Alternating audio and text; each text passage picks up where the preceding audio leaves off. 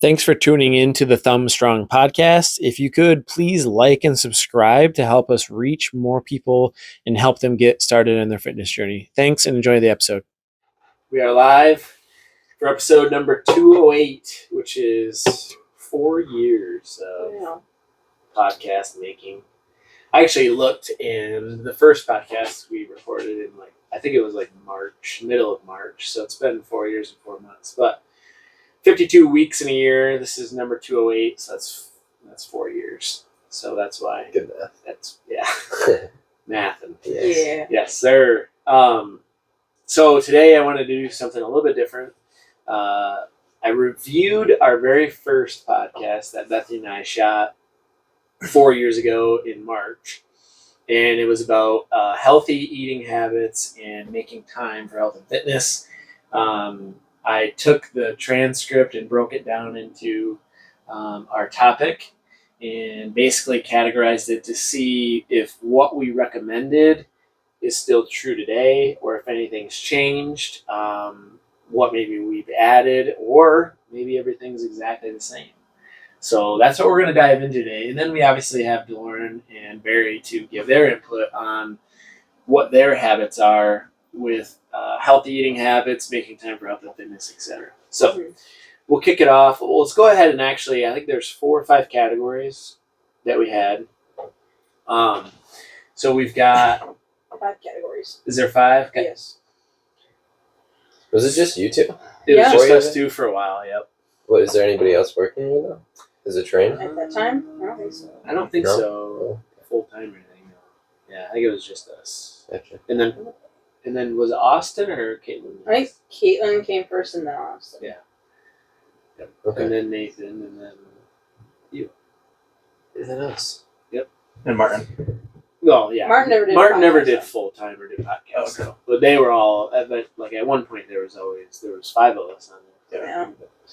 But anyways, today the topics we've got: meal planning and preparation, snacking and portion control, making time for workouts, and honestly just general habits, nutrition, things like that. Nighttime routines and sleep, and then we've got mindset around nutrition and falling off track in quotes.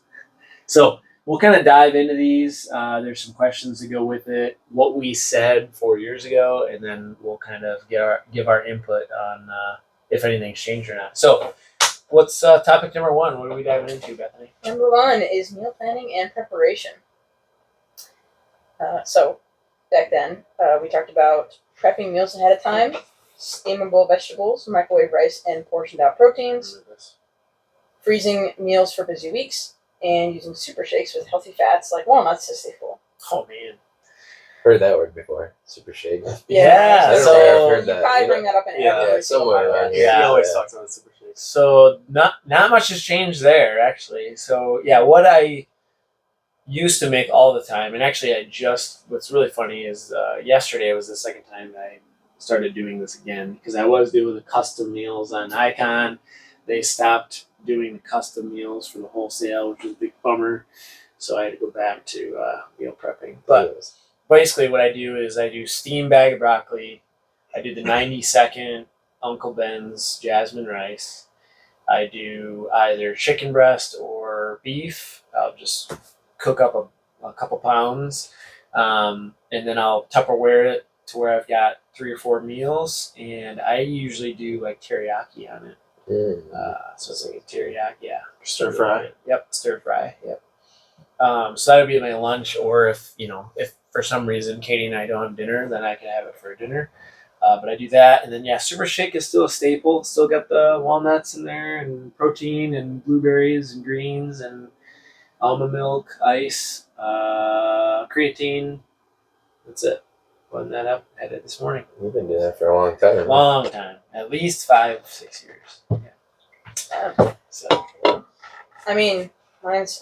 It's probably changed. It changed a good amount since back then, because I was 19, living at home. Yeah. So a little bit different now. Now definitely I have less time available for prepping and such. So I make it as simple and easy as possible, kind of like with like the microwavable stuff or things that I can air fry. Things are just like like easy, simple things. Rotisserie chickens, best friend. Just kind of like having some go-to meals. I brought that up yesterday. What's that? Your rotisserie chicken.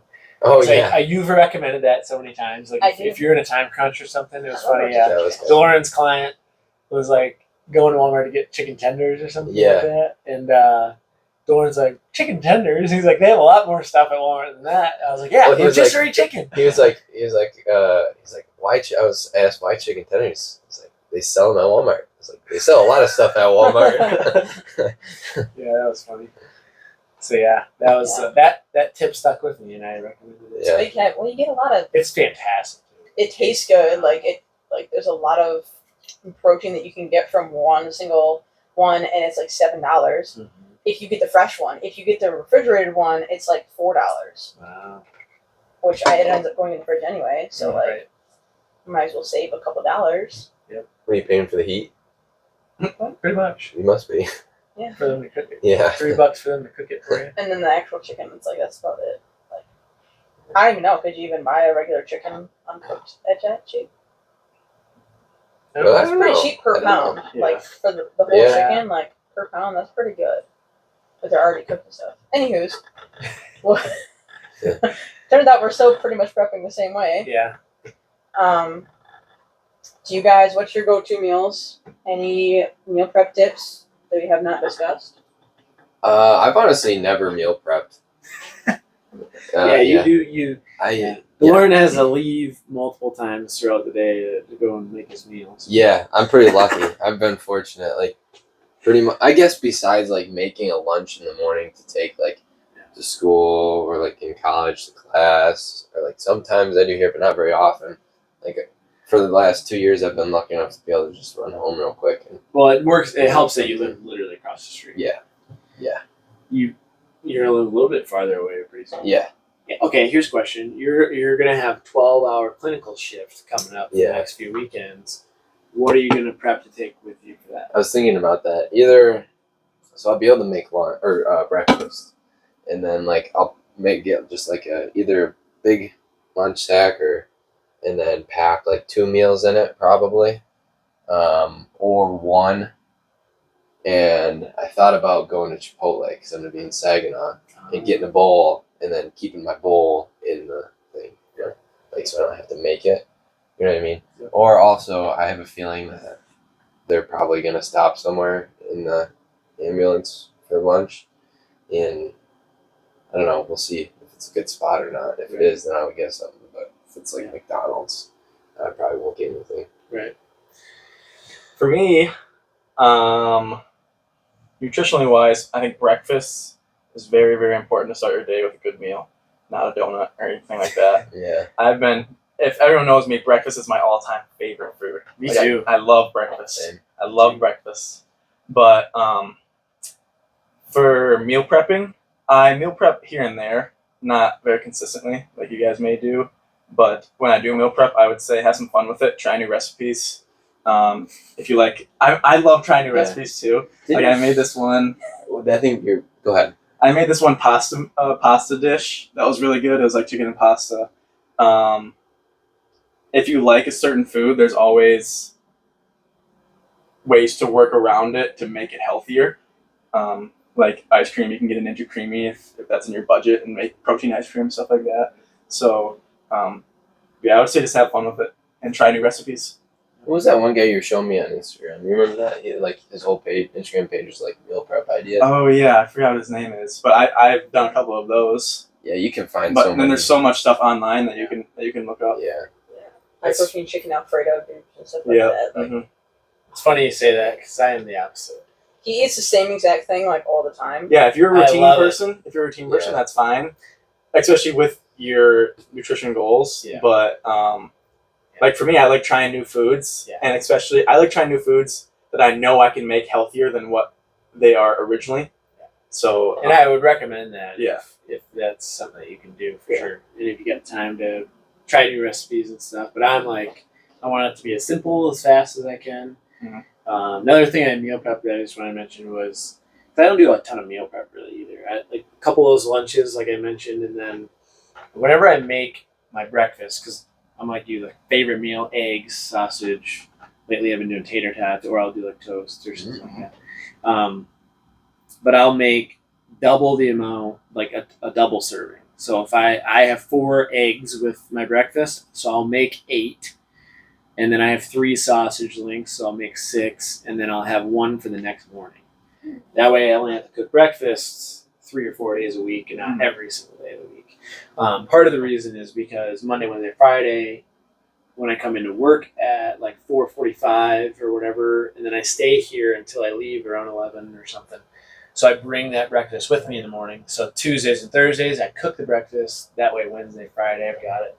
And then Sunday, obviously. So I've got Monday, Wednesday, Friday prepped. So if that helps anybody, that's how I do that. But I'm more. My mindset is it's a little different around food. Like food is fuel, and you should eat with a purpose. Not every single meal needs to be about enjoyment. Yeah. Usually dinner or gatherings, that's where the meal is about socializing and it's enjoying the food, but not 21 meals a week. Yeah. In my opinion. So I want to get what do I need to fuel my body to feel my best, regardless of making it taste phenomenal or not. Like I make it taste good enough to eat. I enjoy it. But it's more important that I get the fuel that I need. So I think I was telling you guys about this. One of the weirdest meals, like anabolic meals I've ever seen. I saw this past weekend. Shout out my buddy Jack. He had ground beef, like minced ground beef, banana, and honey all mixed together. Have you ever heard of anybody having that? Yeah, I've Really? seen that before. Yeah, it was. I was knocking it, and then I tried it, and then it was actually really good. Oh wow. Yeah, it was amazing. Interesting. Yeah, so don't knock it till you try it. Right. Fair enough. All right, number 2, snacking and portion control. So what we recommended back then was measuring out your snacks using smaller portion bags, keeping your trigger foods out of reach or out of the house completely, and using healthy snack alternatives like fruit, dark chocolate, and more like the 80-20 rule. Like you said, special occasions, keep them special occasions, not all the time occasions. They're special all the time. I still believe in all that. Yes, I as well. Yep. I try to always have on hand. I'm a big snacker. I have like 4 or 5 snacks every day. 3 or 4 meals and then in between. So RX bars, bananas, nuts. I've been doing a lot of like the omega rich nut mix pre-packages. So if you buy like a big old bag of trail mix, it's a little easier to sit there and eat a lot of it. Mm-hmm. So I get off Amazon. I think it came with like 24 single serving packs, and then I'll just have a pack every day with a banana or with a RX bar. So I'm getting healthy fats, I'm getting some protein, I'm getting some carbohydrates. So yeah, always having that stuff on hand, and then not having any of the unhealthy stuff stocked in the house. Like if you want ice cream, you gotta go get it. If I have a tub of ice cream, I'm gonna eat it every night because that's how I am. You guys know that. Me too. So still same recommendations. But yeah, finding healthy snacks like lately, like I'll get like the little 100-calorie popcorn bags that you can get. Like if you do want something salty, crunchy, it's like for something that little, gives you just that little hit. We're doing like toast with peanut butter and honey on it. It's so good. Like it's like dessert for me. Yeah. peanut butter jelly. Or yeah, peanut butter and jelly for him. But yeah, just something that like kind of scratches the itch for you if you do like a little something. But making sure that's not like a tub of Ben and Jerry's every night. Yeah, I was gonna say because you can't always get it out of your house. Like if your spouse has got a tub of ice cream and you throw it away, they're probably not gonna be too happy with you. No. So like you said, finding something to scratch the itch. Mm-hmm. Yeah. I'm a huge fruit person. Fruit's really big for me. It's nature's dessert. It is nature's dessert. And you like making lots of like little treat recipes. Yeah, I and do make a lot of stuff, little treat and- recipes. I think one of my go-tos is yogurt, peanut butter, and sliced apples. Yeah. It's really quick and easy. Yep. It kind of tastes like salted caramel with some apples. A couple chocolate chips in there, maybe. Not Not me, for you. but that does sound good. I like little chocolate chips. Me too. Like apple nachos. Yeah, Oh wow. What? Kind of like that. You know what I mean? Like you cut up the apple slices, and then you get like the peanut butter or like almond butter I and used the to yogurt, just and then put the little chocolate chips on. put a couple tablespoons of peanut butter on a plate with a little bit of honey on it, and then dip the apple right in there. Slices that. Or your rice cake thingies. Rice cake thing are really good. So kind of like That's kind of similar to your toast. So you take a rice cake, peanut butter, slice a banana up, and then they make a coconut with like Cool Whip. Cool Whip. Coconut. And you, That sounds good. Yeah, it's Really coconut Cool Whip. Interesting. I don't know if it has any sugar at all, but it tastes just like Cool Whip, and that is phenomenal. It's like a little sundae. Chocolate rice cake. Yeah. Dessert. Yep. Anything else? Anything to add on snacks? Olipop is a new thing. So if anybody's got a sweet tooth for soda or stuff like that, like try those alternatives. Obviously, you're not going to drink 6 of them in a day. That would be probably terrible because there's a lot of Pretty fiber. expensive too. And it'll be expensive. But having one a day just to kind of have like that cute sweet tooth Take if the you're a edge big off. soda drinker. Yeah. That's my recommendation for that. What about like Waterloos? You seen those? What did you say? Waterloos? Oh, those are good. Yeah, sparkling water. Sparkling Oh, water. yeah. Yeah, those are good. Flavored I've sparkling never water. really liked many of them. Neither have I. Yeah, But I was curious if you guys know. Yeah. Speaking on that, a new favorite lately is the Power Pro Bar by First One. Oh, Shameless plug. Mhm. The cookie dough one. It's fantastic. The one It's you whole just food, ate, right? Yeah. It's Whole Foods. Yeah, the ingredients are impeccable. Yeah. That's a good word. Oh, thank you. You're welcome. So smart. That out. So- But anyway, First Form. They have those bars. I mean, I think that they taste It tastes pretty great, close. yeah. It's pretty close to cookie dough as you could get without being the actual thing. So it's got like dark chocolate chips in there, and they melt in your mouth. It's awesome. It's phenomenal. So I recommend those. If you guys want to try one, I've got 60 of them. Kind of do now. And some protein bars like that I've tasted in the past, They taste so fake. they taste fake, and if they're on like the super healthy side, they taste really gritty. Oh yeah. Mm-hmm. And these Yeah. ones don't taste gritty at all.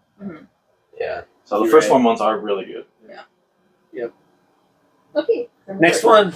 Making time for workouts. Oh yeah, it's non-negotiable.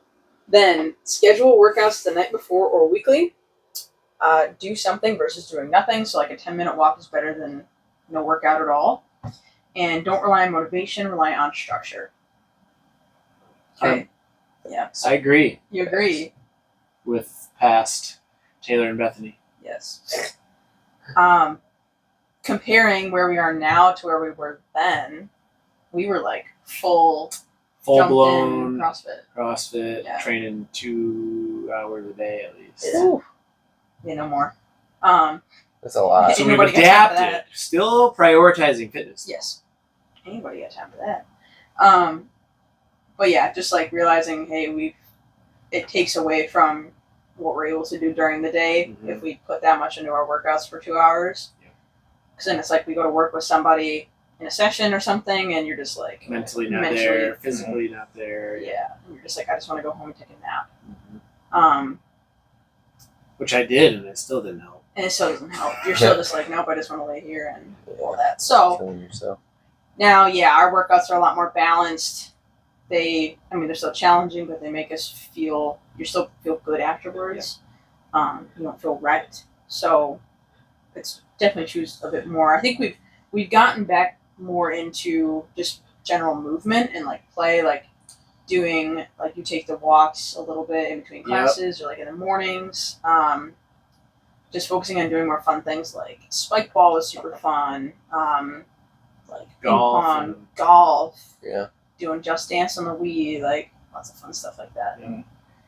But I still definitely 100% agree that you should. And actually, a post that I just made, I think yesterday, one of the tip was you should treat your workouts like appointments. So if if Barry called and scheduled a dentist appointment, you're going to go to that appointment. If you scheduled the doctor's appointment, you're going to show up to that doctor's appointment. You're not going to skip these appointments. Like, if you treated your training like an appointment and make a promise to yourself, that's another issue. And this is what you literally delved into with the mindset, like the soft talk. People are like, oh, I'm probably going to try to work out Monday, Wednesday, Friday this week. I should probably do that. You're giving yourself permission to not do it. And if you don't, you're not going to beat yourself up. But if you're like, I am making a promise to myself that I'm going to wake up 20 minutes earlier and I'm going to get a 20-minute workout in or go to the gym after work, whatever it is, then at least there's consequences where if you didn't do it, you're going to feel bad about it. And then you're going to make sure you do it the next day or the next week or something. I talk about this quite a bit, but like I made a promise to myself that I wasn't going to snooze. And I've snoozed less than 10 times probably in the last 5 years. Just randomly one day, I was like, hey, I should probably quit doing that because I feel like crap after you snooze for a half hour. Mm-hmm. And then you're running late and you're rushed and you're overwhelmed and you're stressing out to start the day. Like, it's a terrible way to start the day. So I was like, I'm not going to do that anymore. I'm just going to promise myself not to snooze. And so, yeah, I don't for the most part. But it took until I made that promise to myself, because if I promised you something and I didn't do it, I would feel like crap about it. Yeah. Why can't we do the same thing to ourselves? Yeah. But if I said, hey, Barry, I think I might try to maybe work out with you tomorrow. Well, if I don't, it's not a big deal. Yeah. Because there's no way you believed it. Yeah, it's because you said maybe try to do that. So he's not counting on you to be there. Yeah. Exactly. But if you say, hey, Barry, I'm going to come work out with you tomorrow, and you'd be like, all right, cool, like, coming in 7, like, sweet, see you then. Then if you didn't show up, he'd be like, well, what the heck, like, why weren't you there? Like, I was having accountability on you to show up, Yep. Yeah, accountability. Any other questions, comments? Oh, I like to say that a lot of people, they think, like, 10 minutes, like, that's it, if you work out. Like, that's what you have time for, you know what I mean? Yeah. Some people think that our workouts have to be 3 hours. But I know I just saw on the app that we use, and I can see when you guys work out because you log it on your watch. Yeah. Like, Bethany just did, like, a 15-minute strength workout the other day. And that was it. Because somebody came in early, so I was just like, okay, this is what we got time for. So, and I'm sore. So I think you can get a lot done in such little of time than you think you can. Yep. And the prescription for most people is strength training 2 to 3 days a week, 30 to 60 minutes. Probably 30 to 45 minutes, honestly, is all you really need if you're doing it right. So it doesn't take that much time. But to your point about, like, more daily movement, too, something that I've been trying, I have been. You have been? Doing better. You're not trying? I'm not trying to. I have been doing You've way been better. doing better. Good. Is going for little walks. But, like, I'll go out and just do a half a mile. But it's getting myself outside, getting some sunlight in the morning, setting the circadian rhythm, not having my phone or anything. Somebody at Ace Hardware, the manager, he's really, really cool. He's like, I saw you walking and you didn't have headphones or anything. Like, how do you do that? I'm like, I did that on purpose because it's like, think about how many times you're stimulated all day long by a phone or by talking to somebody or working or whatever. Yeah. It's like, that was a half mile. Took me less than 10 minutes to walk. And it was just distraction free, listening to the birds, the wind, the trees, getting some sunshine. Like, not that, no, it doesn't take very much. No. And it's very beneficial for you. Meditation. Yeah. But yeah, every morning I've been doing that, and I'm strength training, and probably 4 nights a week, Katie and I go for a walk with the dog too. So I'm going on either a run or a walk or a bike ride, getting strength training in, and going for a walk after dinner almost every night of the week, plus working. So it's like, I don't know, what excuse could you possibly come up with, but to not do one of those things? Yeah. No excuses. Okay. Number 4, nighttime routines and sleep. Then what we recommended was limiting blue light before bed. There it is, change. Read before sleep. Use blackout curtains, cool temperatures. Prioritize sleep for next day energy and better decision making. Yeah, I mean, stuff hasn't changed in 4 years drastically. Yeah. No. least we're consistent. So any habits stuck with us, or like new habits that we've got now? I take magnesium before I go to bed now. It's a game changer. I started taking the Ollie, Sleep. the sleep ones, Mhm. just when I'm like trying to get back into my routine, because like the weekends I always get off my like sleep schedule, and so it feels like it takes me a few days to get back into like being okay with waking up and like going to bed at a certain time. And so, yes, by taking the little gummies, it helps me to like fall asleep a little bit faster. Because like I was having trouble just like I'd go to bed and like I do my wind down, all the different things. I'd go to fall asleep and I just like couldn't sleep like when I was just like going and I couldn't like shut my brain off. So that helped a little bit. Not you don't want to use it as a crutch because you'll get dependent on it, but just like Well, occasionally. that's what. So I took Sleep Multiplier Prestige forever, for like probably 3 or 4 or 5 years. But it has melatonin, and so if you ever didn't take it, like you really notice that you couldn't fall asleep. Yeah. And you come kind of relying on it. Mm. So I stopped taking that. It's probably been at least a year or two. And I started using just magnesium. So magnesium helps you fall asleep, get more deep sleep and more REM sleep. It helps relieve stress. It's good for a million things. I recommend magnesium to everybody. Yeah, take that before bed, and I notice if I forget to take it that I don't fall asleep quite as quick. So I definitely know it helps and works. But it's not like melatonin where you build a tolerance to it, where some people need, start with maybe 2 or 3 milligrams and they go to 5 and they go to 10 and then it doesn't do anything. Mhm. Like it quits working. It's not like you build a tolerance to magnesium. So yeah, that's something new that I've been doing that I really like. Mm-hmm. I would also add to that, I guess we didn't talk about caffeine and like limiting that.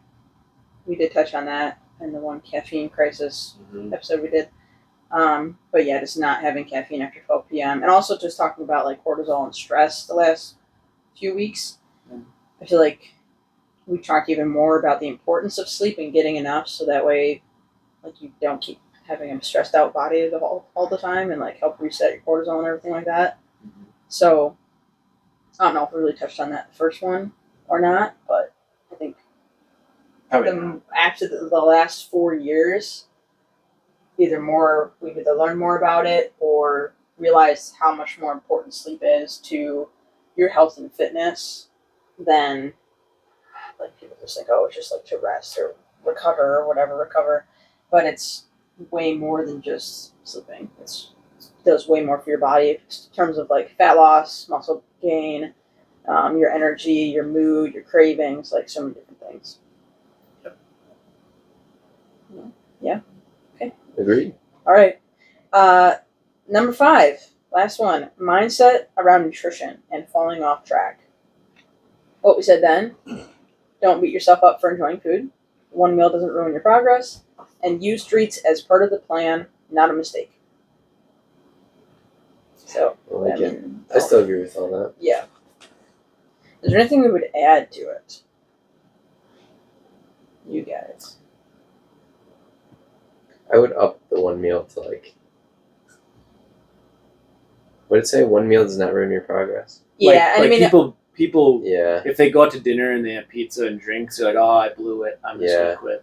Yeah. Or like I'm gonna be, off all weekend because I messed up on Friday because I had one meal that was off plan. Yeah. And then just do all the things Saturday, Sunday, and then they'll be like, "Oh, I'll get back on Monday."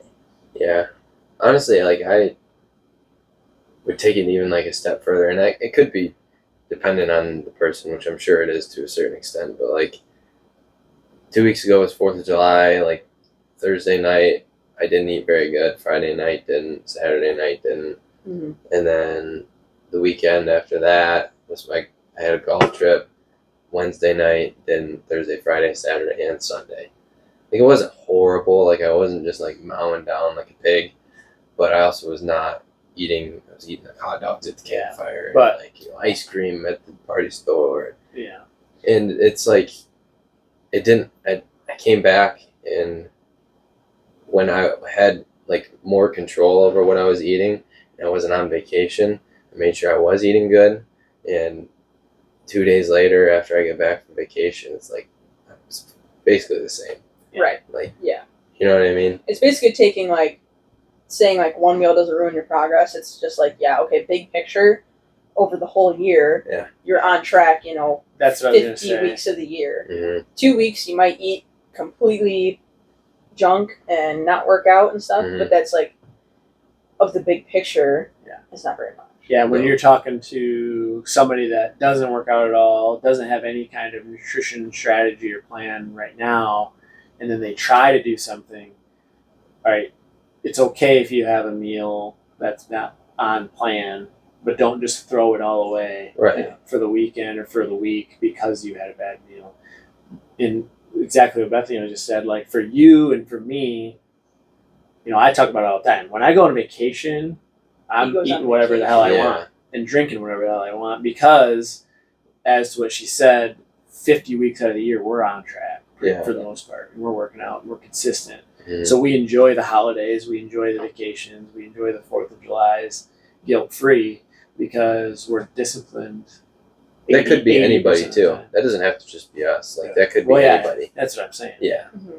Yeah. And just because you have a weekend like the 4th of July that you go off track, you don't let that snowball into 2 weeks, 3 weeks, 4 weeks, get right back on track and that quick recovery is what's going to stop you from losing the progress. Yep. Yeah. 100%. My biggest pet peeve is when people say, or people they'll have a bad meal, say on Wednesday, like, oh shoot, I had a bad meal, I'll start next Monday again. Yeah. Just start either the next meal or the next day. Yep. Toothbrush. Yes. Toothbrush analogy. Yep. I was just talking to a client about that yesterday. So he was like, I feel like I'm beating myself up after I eat off plan or something. So I was like, all right, let's play this toothbrush analogy. And it's like, okay, let's say you had a really busy day and you're out late, you get home, you go to bed, you wake up the next morning, you're like, oh my gosh, I forgot to brush my teeth last night. And it's like, what do? And they just kind of looked at me and they were like, I just brush my teeth in the morning. And I was like, yeah, it's kind of common sense, right? It's just brush your teeth in the morning, no big deal, right? And she's like, yeah. I was like, all right, so you didn't freak out and call your dentist after that and be like, oh my gosh, I need an emergency cleaning, I messed up. It's like, it's kind of silly. And it's like, oh, so you wouldn't brush your teeth extra hard or you wouldn't brush it 4 times that day to make up for it? And it's like, no. It's like, it's just, you just brush your teeth, just get back to it. And it's like, okay, that's the same thing with nutrition. Yeah, same thing with nutrition. It's like, or workouts. Yeah, or workouts. It's you don't double up the workout the next day. No. It's like you miss one meal. It's like it's no big deal. You just get back on it. And brushing your teeth isn't something that's fun or glamorous. It's something that's good for you, but it's just something that you do. And you're just kind of like, oh, okay, I missed a day. It's no big deal. I'll just get back to it. Yep. It's like, oh, I missed a meal. No big deal. I'll just get back to it the next day, or get back to it the next meal. Yeah. The other thing so on Barry's point, taking that a step further, a lot of people will delay starting any kind of program or nutrition plan or whatever during certain times of the year. So summertime's a big one. You got 4th of July, you got Labor Day, people are camping. So I'll wait until September when things get back under control to start. Holidays. Oh, we've got Thanksgiving and Christmas. I'm going to wait till the New Year before I start. November 1st. They'll be like, I'm going to be eating so bad. I'm going to wait until January 1st. But when you actually think about it and break it down, here's a question for both of you guys. How many Thanksgiving dinners do you have with family? And how many Christmas dinners do you have with family? Yeah. In a total lifetime or? No, just in a year. Just this year for Thanksgiving, how many gatherings will you have? Oh, 2. Probably 5 or 6. Thanksgiving dinners? In Christmas. Oh, and Christmas. Yeah. Okay. And Christmas. 2. So 4. 4. So 4 and about 5 or 6. Mm-hmm. So from November 1st to January 1st, you got 60 days, and you got 4 to 6 of those meals out of 60 days. You eat 3 meals in a day. It's 180 meals. So you're letting 4 to 6 meals literally delay you starting anything because you're going to be eating bad over the holidays. That's one of my biggest pet peeves ever. And in my opinion, when you do start a training plan or a nutrition plan or you hire a coach or somebody like that, you're going to have the most amount of accountability and help out of any other time. So the best time to actually start a training plan or a coaching program or whatever is when you're the busiest or when you've got the most amount of things coming up, because you're going to get the most support and you're going to learn how to adapt and make better choices and get back on track after you've gone away for the week or the weekend or whatever. Mhm. So same thing with the summer. We see it all the time. People leave during the summer because they're camping and stuff, and their nutrition's kind of out of whack, and then they come back September. I wish I wouldn't have done that this summer. And they do it every people do it every year. But sorry, I get really worked up. No, that's good. That's good, Peppy. I was gonna make a point, but I don't remember what it was now. Something. That people, when they know it's like, hey, I'm gonna take a break or not come in during holidays, or I'm not gonna start until after the holidays. And it's like that's the best time to start, because if you can figure out when it's hard, you can do it when it's easy. Yeah. And if you only want to start something when it's easy and a light schedule, then you're basically just telling yourself, I'm gonna stop doing whatever I start when it gets busy. Yeah. It's like a Great subconscious point. thing. So keeping that in mind. And again, we can make any sort of plan work around any sort of lifestyle. Yeah. We can always make it work. Yeah. Okay, some closing thoughts. What are we most proud of that we still do? What are we most proud of what we still do? Yeah. Honestly, all of it, like consistency. We talk about it all the time. Consistency, sustainability, making it simple, being 80-20, like as long as you're on track 80% of the time or so, like 95% of the things that we talked about 4 years ago, we still do the same thing today. Yep. If anything, we've only evolved or added a little bit of stuff to those basic habits. Nothing is crazy out of this world. You didn't hear any of us talk about measuring on a scale every single meal, every single snack. You didn't hear us talking about training 6 days a week for 2 hours anymore. That's something we actually took away. Yeah. We don't do anymore. Yeah, I mean, most of our sessions are 45 minutes to an hour for the most part. Even Barry, like you're a college athlete and you can get your training in about an hour. An hour and a half. Yeah. So for Gen Pop or for the average person, all you really need is that 45 minutes typically, and do some strength training 3 days a week, and then move your body the other days for 10, 15, 30 minutes, and you're going to be fine. Great. All right. What's one small habit that's made the biggest impact?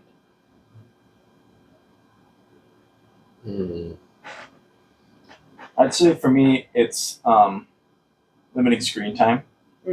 That's a big one.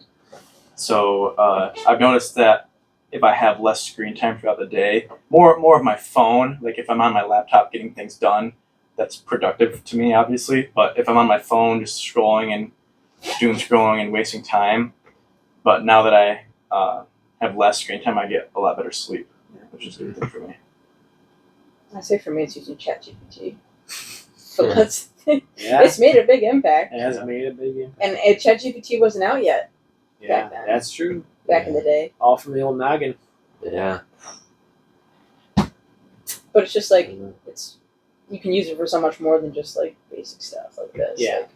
Like, I mean, you can ask it to be like, hey, like, can you make 5 meals that don't require any prep or any cooking? You can literally say, hey, I've got this, and this in my kitchen right now. What meals can I make that are healthy? And And it's like, I have this budget and I need this many protein and calories in a day. Like, how can I make that work? Blah, blah, blah. And like, teach me how to cook this. Like, I've gotten some great recipes from ChatGPT.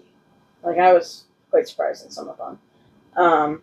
Workouts, like, hey, I need to adjust for this, like that. And like, hey, I'm struggling with sleep. How can I help? Like, and then it can ask you questions and like really get to the narrow nitty gritty of it versus like trying to look at something on Google, which Google now has AI search too. Mm-hmm. But like back then, you'd have to search through it, then you have to find the right articles to like piece together it just took so much time, and now it's just been condensed so much more. So that's made a big difference. Yeah. I have used it quite a bit to actually help with my nutrition, supplementation regimen, even my training plan. I might start I might actually start just doing 3 days a week and then running or doing zone 2 the other days. We'll see. I've been playing around with it. Yeah. But It's fun. yeah, it is fun. What's your small habit? What do you think? I couldn't think of a small one, but like, yeah, I guess it's kind of a big one. Just like having a structure for my workouts. I don't right now, but for like the first probably 2 years I was working out here, I was following a program, and I saw a lot of results from actually having some like progressing on the program and following through with it. Even though I switched programs a lot, but I'd say that made a big difference in my strength gains. It's a really hard question. It is. Then I started running, and then I stopped following the program. What is a small habit that's made the biggest difference